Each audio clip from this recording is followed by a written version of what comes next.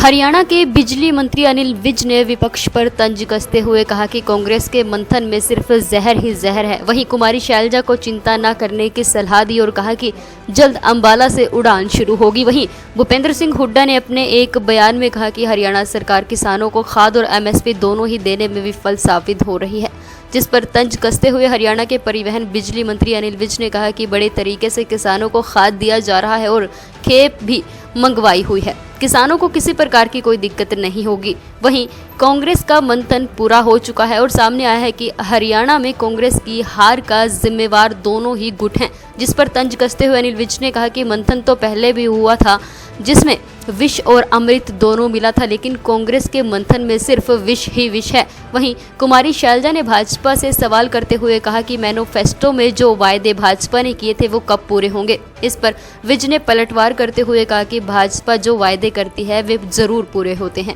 आपको चिंता करने की जरूरत नहीं है। वहीं उड़ान योजना के तहत अंबाला में बनने वाले एयरपोर्ट का शुभारंभ कब होगा, इस सवाल का जवाब देते हुए मंत्री अनिल विज ने कहा कि ज्यादातर काम पूरा हो चुका है।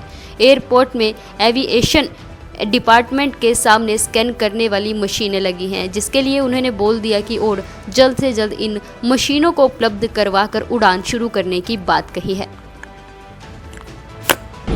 बड़े तरीके से किसानों को खाद का वितरण किया जा रहा है और खेप भी मंगाई गई है,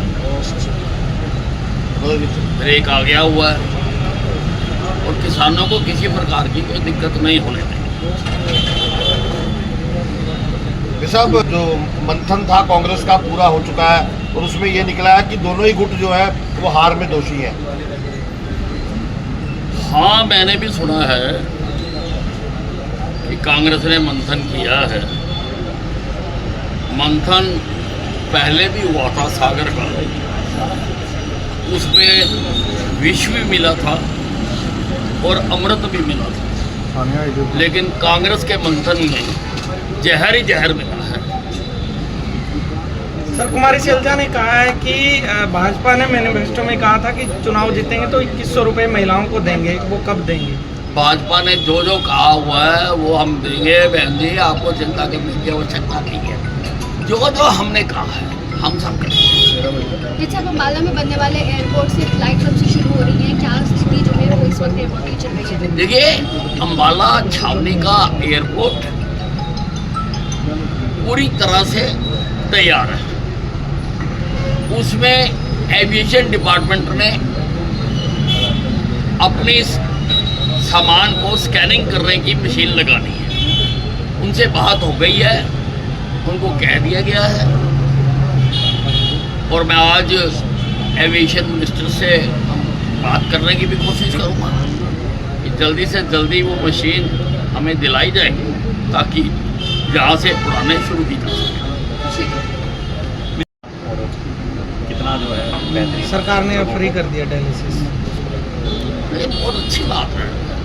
ये पहले लोगों को हरियाणा से बाहर जाना पड़ता है डायलिसिस करवाने,